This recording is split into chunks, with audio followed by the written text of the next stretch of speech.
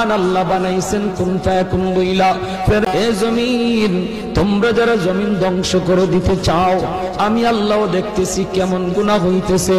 যেই মানুষে আমি আল্লাহ এত আদর করে বানাইলাম, আসমান আল্লাহ বানাইছেন কুন ফায়াকুন বইলা, ফেরেশতা আল্লাহ বানাইছেন কুন ফায়াকুন বইলা, জমিন আল্লাহ বানাইছেন কুন ফায়াকুন বইলা।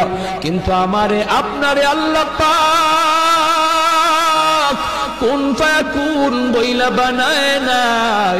আমাকে আপনাকে যখন আল্লাহ বানাইছে, খালাকতু বিয়াদাইয়া, আল্লাহ বলে আমি আমার নিজের হাত দিয়া বান্দা বান্দিরে বানাইছি।